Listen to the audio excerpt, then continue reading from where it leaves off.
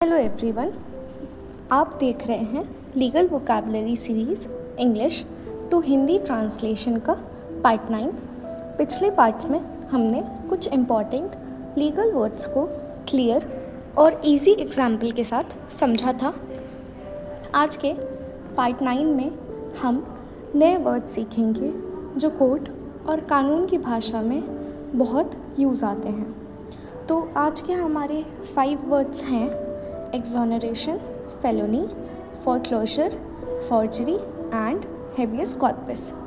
तो चलिए शुरू करते हैं हम अपने पहले वर्ड से, जो कि है exoneration। exoneration का हिंदी में मतलब होता है मुक्ति।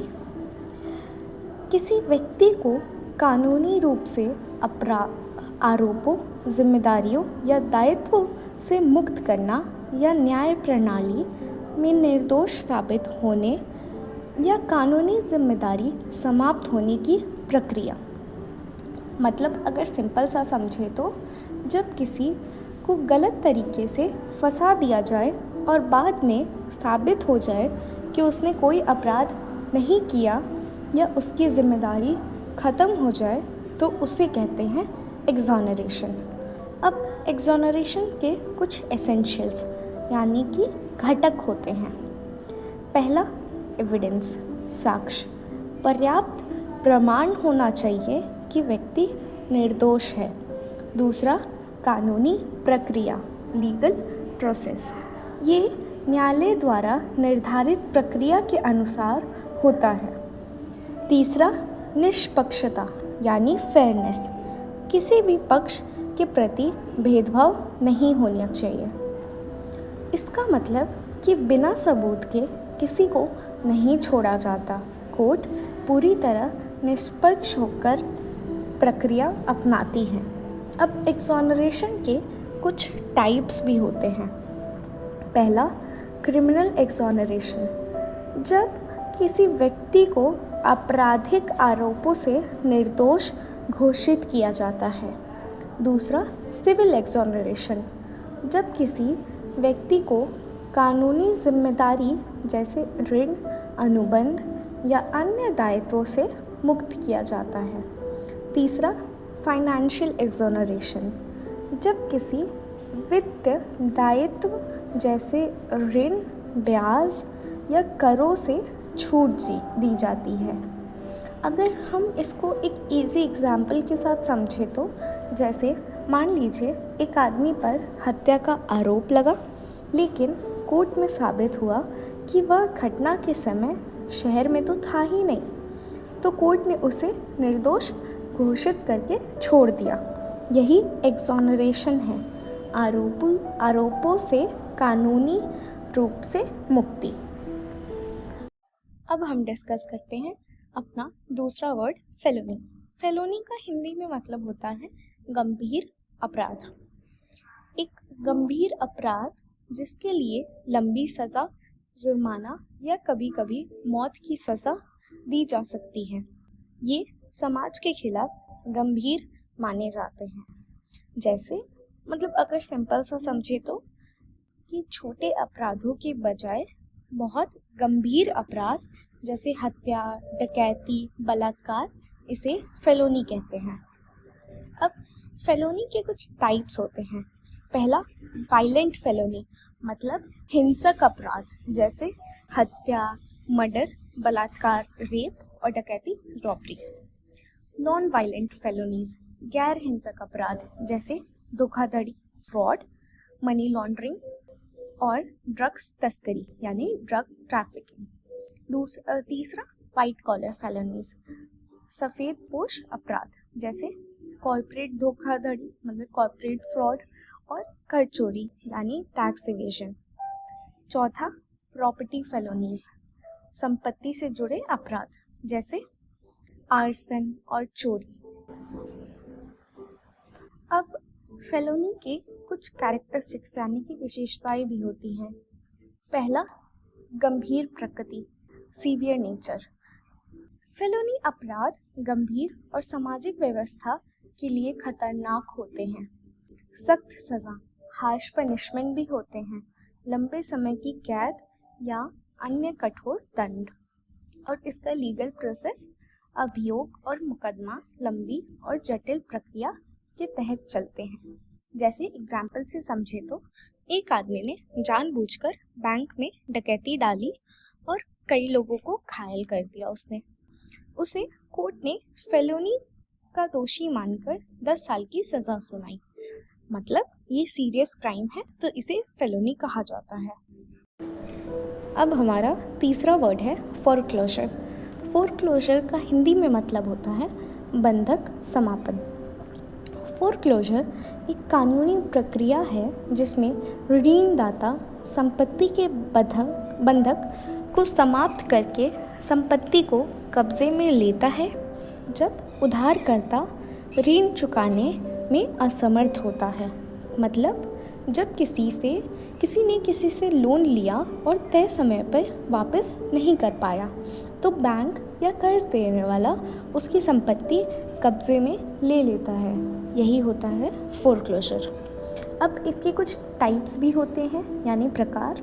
पहला है जुडिशियल फोरक्लोजर, मतलब कोर्ट के आदेश से संपत्ति की नीलामी। नॉन जुडिशियल फोरक्लोजर मतलब ऋणदाता द्वारा अनुबंध की शर्तों के अनुसार संपत्ति कब्जे में लेना। तीसरा स्ट्रिक्ट फोरक्लोजर, कोर्ट के आदेश से ऋणदाता को संपत्ति का पूर्ण अधिकार मिलना। अब इसकी कुछ विशेषताएं भी हैं, जैसे उधारकर्ता का ऋण ना चुकाना, ऋणदाता द्वारा कानूनी प्रक्रिया शुरू करना, संपत्ति का कब्जा या नीलामी, एंड चौथा ऋण का निपटापन। इसको हम एक एग्जाम्पल से समझे तो मान लीजिए एक आदमी ने मकान पर लोन लिया और किश्तें देना बंद कर दी। बैंक ने कोर्ट से आदेश लेकर मकान की नीलामी कर दी और पैसा वसूल लिया। यही है फोरक्लोजर। अब हमारा चौथा वर्ड है फॉर्जरी। फॉर्जरी का हिंदी में मतलब होता है जालसाजी।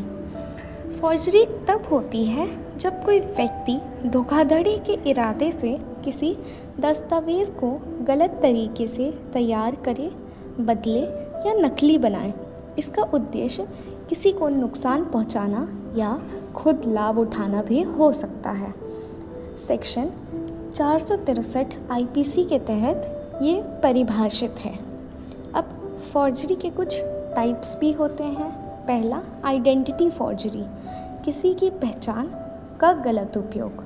दूसरा डॉक्यूमेंट फॉर्जरी, नकली दस्तावेज़ तैयार करना या मौजूदा दस्तावेज़ में बदलाव करना। तीसरा सिग्नेचर फॉर्जरी, किसी के हस्ताक्षर की नकल करना। चौथा करेंसी फॉर्जरी, नकली मुद्रा या सिक्के बनाना। पांचवा आर्ट फॉर्जरी, नकली पेंटिंग्स या कला का निर्माण। अब इसके कुछ एसेंशियल्स भी हैं। पहला धोखाधड़ी का इरादा, इंटेंट टू डिफ्रॉड। जालसाजी का उद्देश्य लाभ प्राप्त करना या नुकसान पहुंचाना होता है। गलत दस्तावेज़ बनाना। अगर इसको हम एक एग्जाम्पल के साथ समझें तो मान लीजिए एक आदमी ने अपने बॉस के दस्तखत करके बैंक से पैसे निकाल लिए। बाद में पता चलता कि ये दस्तखत नकली थे।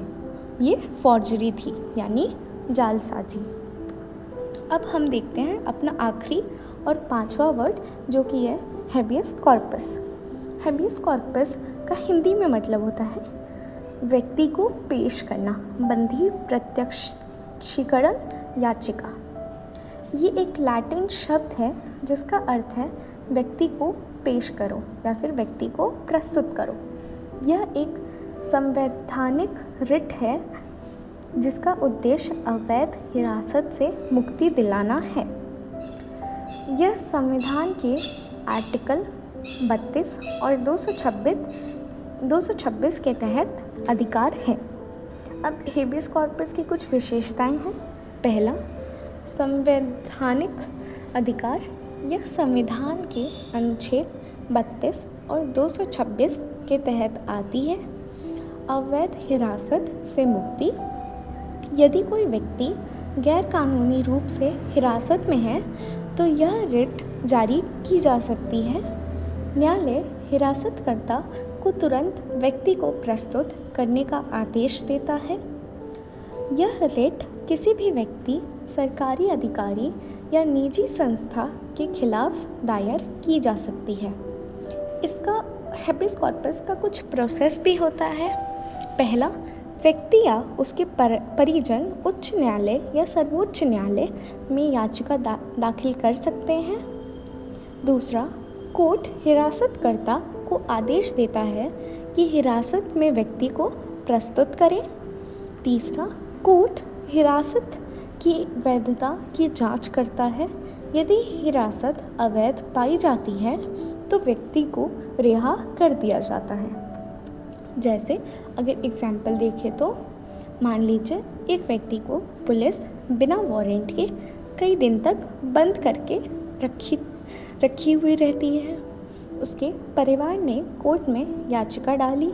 कोर्ट ने पुलिस को उसको पेश करने का आदेश दिया और उसे देखा कि उसकी कोई गलती नहीं थी। उसको उन्होंने बिना मतलब का बंद करके रखा था जेल में, तो कोर्ट ने उसे छोड़ दिया। यही है हेबियस कॉर्पस। तो दोस्तों, आज के पार्ट 9 में हमने 5 न्यू इम्पॉर्टेंट लीगल वर्ड समझे। हम इसका एक समरी देख लेते हैं। पहला, एक्सोनरेशन, आरोपों से मुक्ति। दूसरा, फेलोनी, गंभीर अपराध। तीसरा, फोरक्लोजर, लोन ना चुकाने पर संपत्ति जब्त। चौथा, फॉर्जरी, जालसाजी। एंड पांचवा, हेबियस कॉर्पस, अवैध हिरासत से रिहाई। पार्ट 10 में हम नए शब्दों के साथ फिर मिलेंगे। वीडियो अच्छा लगे तो लाइक, शेयर और कमेंट ज़रूर करें। मिलते हैं हम पार्ट 10 में। तब तक थैंक्स फॉर वॉचिंग।